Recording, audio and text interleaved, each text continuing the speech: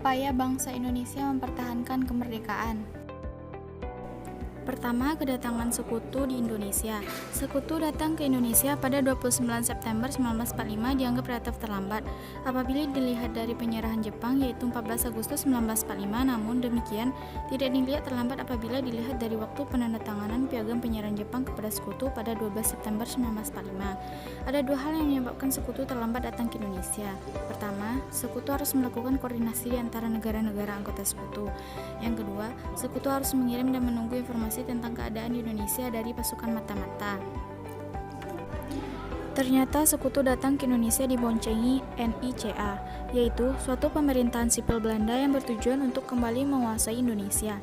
Inggris sebagai sekutu yang ditugaskan ke Indonesia ternyata telah mengadakan perjanjian rahasia dengan Belanda yang disebut Civil Affair Agreement pada 24 Agustus 1945. Isi perjanjian itu adalah tentara pendudukan Inggris di Indonesia akan memegang kekuasaan atas nama pemerintahan Belanda. Kedua, pertempuran Surabaya. Kedatangan tentara Inggris di Surabaya pada tanggal 25 Oktober 1945 di bawah pimpinan Brigadir Jenderal Malabi. Pada tanggal 27 Oktober 1945, tentara Inggris mulai menduduki gedung pemerintahan yang dipertahankan oleh rakyat dan pemuda Indonesia sehingga terjadi pertempuran. Tanggal 29 Oktober 1945, atas permintaan Letnan Jenderal Christison, Presiden Soekarno terbang ke Surabaya untuk menghentikan pertempuran. Usaha Bung Karno berhasil dengan tercapainya gencatan senjata. Pada tanggal 31 Oktober 1945, tersiarlah berita bahwa Brigadir Jenderal Malabi hilang kemudian ternyata terbunuh. Karena tidak dapat menangkap pembunuhnya, maka pada tanggal 9 November 1945, Mayor Jenderal Mansert dengan surat sebaran menyampaikan ultimatum. Sampai tanggal 10 November 1945 jam 6 pagi, tidak ada seorang pun dari bangsa Indonesia yang datang menyerahkan diri. Saat itu jugalah menguntur dentuman meriam-meriam Inggris yang dimuntahkan pelurunya di kota Surabaya. Ketiga, Perang Aceh. Pasukan-pasukan Aceh dari Divisi Gajah 1 ditempatkan satu resimen di Medan Area. Batalion 1 dan 2 menduduki Medan Tengah dan Selatan. Divisi Gajah 2 akan menduduki Medan Barat. Panglima Divisi Gajah 2 Kolonel Simbolon. Divisi Gajah 1 menduduki Kota Medan. Batalion Meriam Kapten Nukum Tsunami berada di Medan Timur. Batalion NIP Sarim, Batalion Bejon, dan Batalion Laskar Rakyat lainnya membantu Divisi Gajah 2. Pada hari H yang telah ditentukan, Gajah 1 dan Gajah 2 tidak berhasil menduduki Kota Medan. Kompi Gajah 1 berhasil masuk di Jalan Raya Medan Belawan, Tandem Hilir, namun setelah 2 hari mundur kembali karena Jalan Medan Belawan dapat diduduki Belanda kembali. Pada kelas ke-1, 21 April 1947, Belanda dapat menguasai daerah Medan Area dan mundur dari Medan Area. Gerakan maju tentara Inggris ke Ambarawa dan Magelang pada tanggal 14 Desember 1945 akhirnya dapat dipukul mundur, yang dalam peristiwa sejarah dikenal sebagai Palang Ambarawa. Pada akhir September 1946, tentara Belanda mengambil alih posisi dan wilayah kedudukan, dan tentara sekutu sudah mendatangkan bala bantuan dari negeri Belanda yang dikenal dengan Divisi 7 Desember. Hingga bulan Oktober 1946, Belanda telah dapat menghimpun kekuatan militernya sebanyak 3 divisi di Jawa dan 3 brigade di Sumatera. Tentara Inggris menyerahkan secara resmi tugas penduduknya kepada tentara Belanda pada tanggal 30 November 1946. Pasukan sekutu Inggris memasuki kota Bandung sejak pertengahan Oktober 1945. Menjelang November 1945, pasukan NICA melakukan aksi teror Bandung. Meskipun pihak Indonesia telah mengosongkan Bandung Utara, tapi sekutu menuntut pengosongan jumlah sejauh 11 km. Hal itu menyebabkan rakyat Bandung marah. Mereka kemudian melakukan aksi pertempuran dengan membumi hanguskan segenap penjuru Bandung Selatan. Bandung terbakar hebat dari atas batas timur Cicadas sampai batas barat Andir. 1 juta jiwa penduduknya mengungsi ke luar kota pada tanggal 23 dan 24 Maret 1946, meninggalkan Bandung yang telah menjadi lautan api. Keangkuhan dan provokasi Belanda semakin meningkat sejak pendaratan sekutu. Di medan titip api, pergolakan ada di pensiun Wilhelmina di seberang pasar sentral Jalan Bali yang dijadikan asrama dan markas Serdadu Ambon bekas KNIL yang dipimpin Westerling. Pada Sabtu pagi, tanggal 13 Oktober 1945, serombongan orang sudah berkumpul di luar markas tersebut karena tersiar berita bahwa seorang pengawal dari suku Ambon telah merenggut dan menginjak-injak lambang atau emblem merah putih yang dipakai seorang anak Indonesia. Terjadilah pergolakan, beberapa orang luka-luka. Di tengah baku hantam itu, 2 orang Belanda yang berada di atas kendaraan melepaskan tembakan-tembakan ke arah rombongan masyarakat. 1 orang tewas. Pasukan Jepang bersama dengan barisan bekas militer BPI, pimpinan Ahmad Tahir yang akan beralih menjadi TKR untuk meredakan pertempuran. Akhirnya, pihak sekutu berjanji untuk memindahkan orang Ambon dari pensiun Wilhelmina. Sementara itu, serdadu Jepang mengambil senjata-senjata dari gedung itu dan menempatkan pengawalnya di pintu pagar. Masyarakat Medan membubarkan diri pada pukul 13.30 dengan meninggalkan 2 orang Indonesia dan seorang wanita Ambon yang meninggal dunia. Latar belakangnya adalah adanya penolakan pihak Republik Indonesia terhadap tuntutan Belanda yang berisi tentang keharusan RI untuk mengirim beras dan penyelenggaraan gendarmi atau keamanan dan ketertiban bersama. Serangan ini dilakukan pada tanggal 21 Juli 1947 dengan sasaran kota besar di Jawa, daerah perkebunan dan pertambangan. Tujuan Belanda melakukan serangan atas RI ialah penghancuran RI. Untuk melakukan itu, Belanda tidak dapat melakukan sekaligus. Oleh karena itu, pada fase pertama Belanda harus mencapai sasaran. Tanggal 3 Juni 1947, Belanda mengeluarkan ultimatum yang sangat membatasi Indonesia sebagai negara yang seharusnya sudah merdeka. Indonesia merespon dengan membuat nota jawaban atas ultimatum Belanda pada 8 Juni 1947. Isinya adalah penolakan terhadap ultimatum Belanda. Indonesia menuntut tetap diberikan kebebasan dalam menjalankan pemerintahan sembari berusaha menjalankan isi perjanjian Linggarjati. Agresi militer Belanda I menimbulkan dampak negatif maupun positif bagi Indonesia. Dampak negatifnya antara lain: pertama, kekuatan militer Indonesia semakin lemah. Kedua, wilayah Indonesia semakin sempit. Ketiga, banyak korban dari pihak Indonesia, baik tentara maupun rakyat. Keempat, mempengaruhi perekonomian negara. Kelima, mengganggu stabilitas politik. Sedangkan dampak positifnya adalah sebagai berikut. Pertama, dukungan dunia internasional kepada Belanda merosot. Kedua, keberadaan negara lain mengakui kemerdekaan RI secara de jure. Ketiga, Indonesia menerima dukungan dan simpati dari dunia internasional. Dan keempat, memperkuat posisi Indonesia dalam perjanjian internasional. Selanjutnya, agresi militer 2 dimulai pada tanggal 19 Desember 1948. Belanda melancarkan serangan keduanya terhadap Indonesia. Latar belakangnya dimulai agresi militer 2 ini adalah adanya pengingkaran Belanda atas hasil perjanjian Renville, di mana Belanda tidak mau lagi terikat dengan perjanjian Renville. Serangan ini diawali penerjunan pasukan payung di pangkalan udara Maguwo dan menduduki ibu kota Yogyakarta. Presiden Soekarno dan Wakil Presiden Muhammad Hatta memutuskan tetap tinggal di ibu kota. Namun, Soekarno-Hatta beserta sejumlah menteri dan S. Suryadharma ditawan Belanda. Sebelum pihak Belanda sampai di istana, Soekarno telah mengirim radiogram yang berisi perintah kepada M.R. Syarifuddin, prawira negara yang sedang berkunjung ke Sumatera untuk membentuk Pemerintahan Darurat Republik Indonesia atau PDRI. Dalam 1 bulan, pasukan TNI telah berhasil melakukan konsolidasi dan melakukan pukulan-pukulan secara teratur kepada musuh. Serangan umum yang dilaksanakan terhadap kota-kota yang diduduki Belanda mulai dilaksanakan oleh pasukan TNI dan yang dikenal sebagai serangan umum 1 Maret 1949 terhadap kota Yogyakarta yang dipimpin oleh Letkol Soekarto. Dalam masa perjuangan itu, para pelajar membentuk tentara-tentara pelajar. Para pelajar Jawa Timur membentuk Tentara Pelajar Republik Indonesia atau TPRI dan Tentara Geni Pelajar atau TGP yang terdiri dari pelajar sekolah teknik. Indonesia menghadapi agresi militer Belanda II. Langkah pertama yaitu politik atau diplomasi. Pada pukul 23.30 tanggal 18 Desember 1948, Cochrane mendapat surat dari delegasi Belanda di Jakarta untuk disampaikan kepada KTN di Yogyakarta. Isi surat tersebut adalah Belanda tidak terikat lagi dengan isi perjanjian Renville dengan alasan bahwa PM Hatta menolak intervensi Belanda di wilayah RI. dan menganggap penolakan tersebut dari Indonesia melanggar ketentuan dan Belanda mantap untuk menyerang Yogyakarta secara meledak. Mendengar berita penyerbuan tentara Belanda secara meledak, Kabinet RI pun bersidang. Sampai tahun 1949, Belanda sudah memasukkan 145.000 pasukan ke Indonesia, namun hanya berhasil menguasai kota-kota dan jalan raya, sedangkan pemerintah RI tetap berjalan wajar di desa-desa. Yang kedua, langkah militer atau konfrontasi. Sebelum Belanda melancarkan serangan terhadap kota Yogyakarta 19 Desember 1948, Panglima Besar Jenderal Sudirman pada 9 November 1948 telah mengeluarkan perintah perubahan siasat pertahanan yang terkenal dengan Perintah Siasat Nomor 1. Dalam perintah siasat tersebut intinya merupakan penjabaran dari pertahanan rakyat semesta.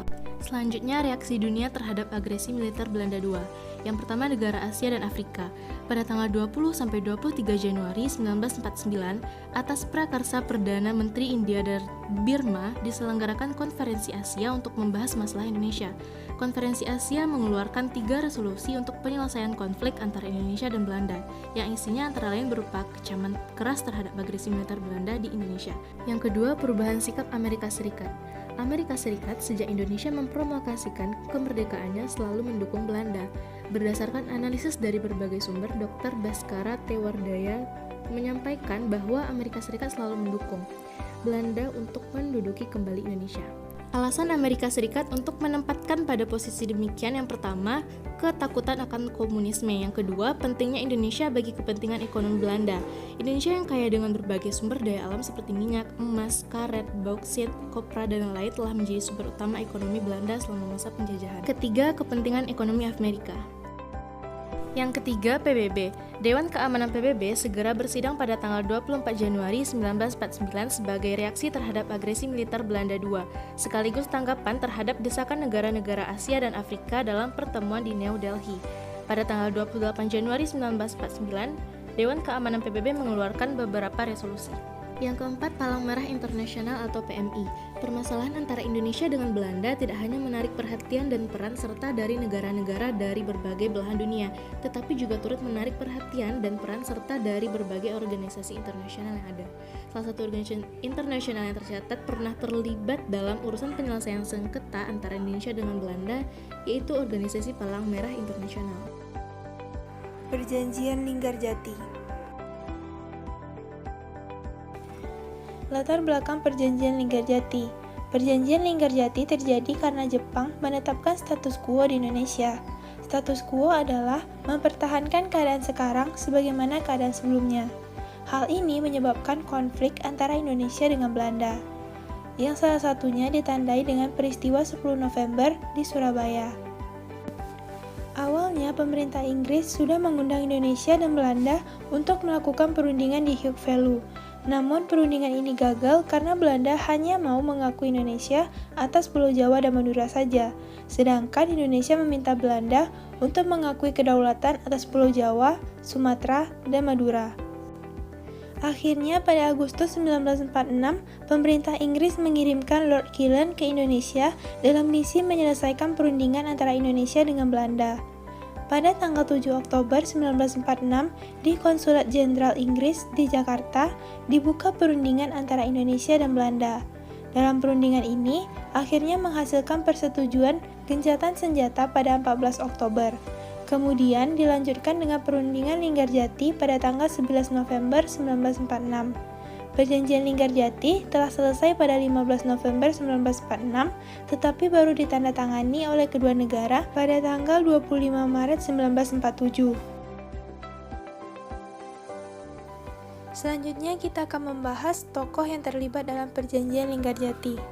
Yang pertama, Indonesia. Indonesia diwakili oleh Sultan Syahrir sebagai ketua dan ditemani oleh Akagani, Susanto Tito Projo, dan Muhammad Roem. Selanjutnya kita akan membahas isi Perjanjian Linggarjati. Perjanjian Linggarjati sendiri ditandatangani pada tanggal 25 Maret 1947 dan menghasilkan beberapa poin dan pasal. Yang pertama, Belanda mengakui secara de facto wilayah Republik Indonesia, yaitu Jawa, Sumatera, dan Madura. Yang ketiga, Belanda harus meninggalkan wilayah Republik Indonesia selambat-lambatnya tanggal 1 Januari 1949. Yang ketiga, Belanda dan Indonesia sepakat untuk membentuk Negara Republik Indonesia Serikat atau RIS. Yang keempat, RIS harus bergabung dengan negara-negara persemakmuran di bawah kerajaan Belanda. Selanjutnya kita akan membahas apa dampak dari Perjanjian Linggarjati. Yang pertama, dampak positif, yaitunya yang pertama, citra Indonesia di mata dunia semakin kuat dengan adanya pengakuan Belanda terhadap kemerdekaan Indonesia. Yang kedua, Belanda mengakui negara Indonesia atas kuasa Pulau Jawa, Madura, dan Sumatera secara de facto. Yang ketiga, selesainya konflik antara Belanda dan Indonesia. Selanjutnya kita akan membahas dampak negatif dari Perjanjian Linggarjati. Yang pertama, Indonesia hanya memiliki wilayah kekuasaan yang kecil. Selain itu, Indonesia harus mengikuti persemakmuran Indonesia Belanda.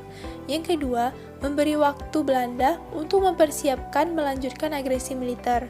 Yang ketiga, perjanjian ini ditentang oleh sejumlah masyarakat seperti Partai Masyumi, PNI, Partai Rakyat Indonesia, dan Partai Rakyat Sosialis.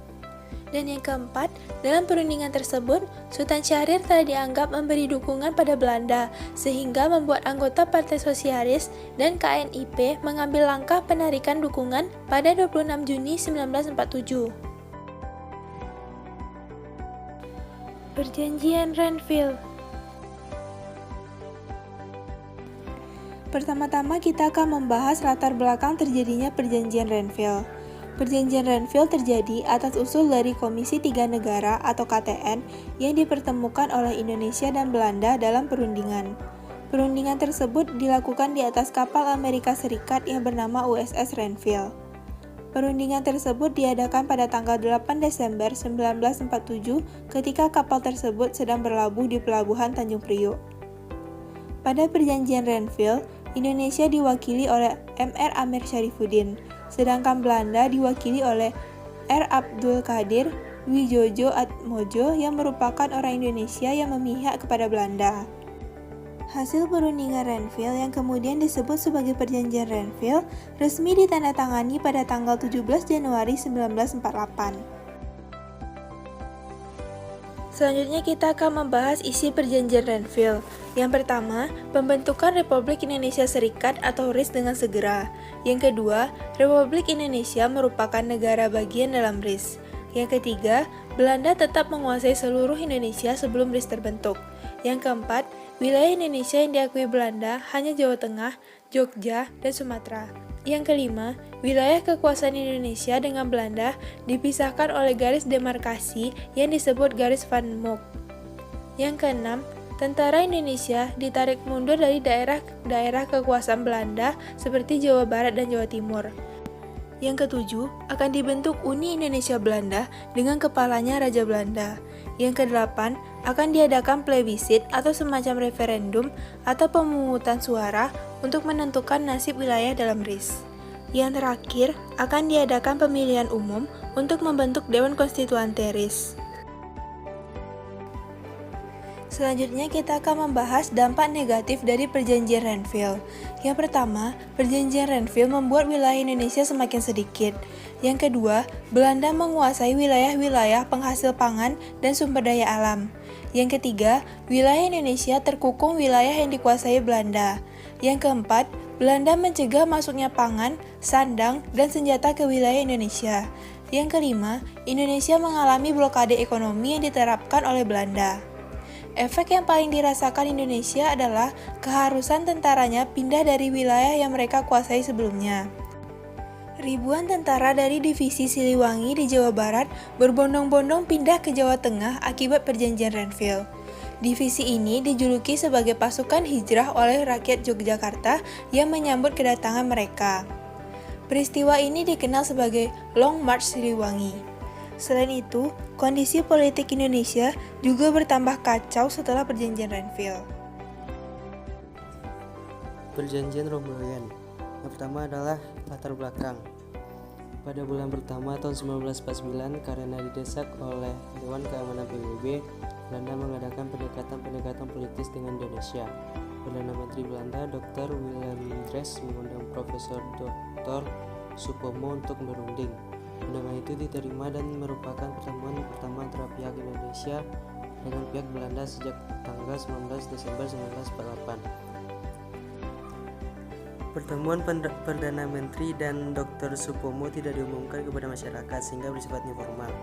Pada tanggal 13 Februari 1949, Wakil Presiden Muhammad Hatta secara resmi menyatakan pendapatnya bahwa perundingan dapat saja dilakukan dengan syarat dikembalikannya pemerintah RI ke Yogyakarta dan pengunduran pasukan Belanda RI sesuai dengan resolusi Dewan Keamanan PBB tanggal 24 Januari 1949. Pendirian Wakil Presiden Muhammad Hatta merupakan kemudian disetujui dan didukung oleh delegasi dan BFO.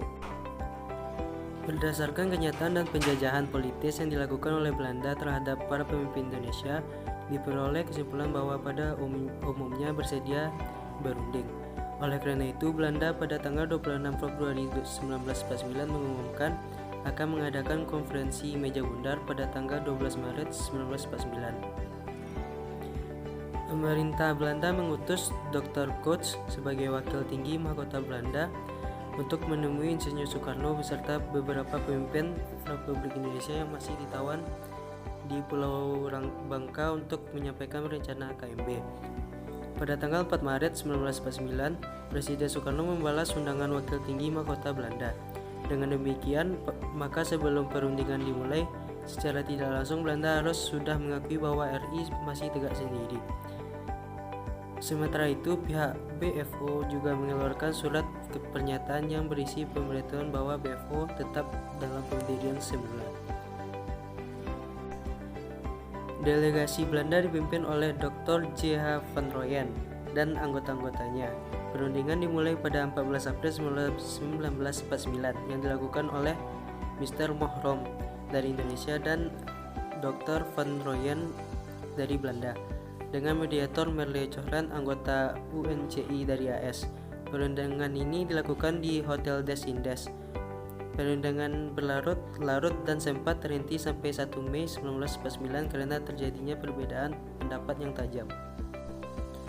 Pada tanggal 25 April 1949 diadakan pertemuan informal pertama antara Hatta dengan Ketua Delegasi Belanda van Rooyen. Hasil pertemuan ini tidak diumumkan, namun Wakil Presiden Hatta menyatakan bahwa pertemuan informal itu untuk membantu memberi penjelasan kepada delegasi Belanda. Anggota UNCI dari AS Merle Cohran mendesak Indonesia agar dapat menerima usulan Belanda dengan kompensasi bantuan ekonomi setelah pengakuan kedaulatan, tetapi sebaliknya mengancam untuk tidak memberi bantuan apapun kepada Indonesia apabila pihak RI tidak bisa melanjutkan perundingan. Selanjutnya masing-masing pihak mengeluarkan pernyataan. Isi pernyataan ini ditandatangani pada 7 Mei 1949 oleh Ketua Perwakilan kedua negara yaitu Mohrom dan van Rooyen. Oleh karena itu terkenal sebutan Rooyen Statements. Selanjutnya ialah hasil perjanjian Rooyen. Yang pertama, Angkatan Perang RI akan menghentikan gerilya. Yang kedua, pemerintah RI dikembalikan ke Yogyakarta dan akan mengikuti konferensi meja bundar. Dan ketiga, Angkatan Perang Belanda akan menghentikan operasi militer dan membebaskan tawanan perang. Hasil pertemuan lanjutan, Belanda akan menyerahkan kedaulatan RI secara utuh dan tanpa syarat sesuai perjanjian Renville, dan Belanda dan RI akan mendirikan persekutuan atas dasar sukarela dan persamaan hak. Yang ketiga, semua hak, kekuasaan dan kewajiban atas Hindia Belanda akan diserahkan pada RI.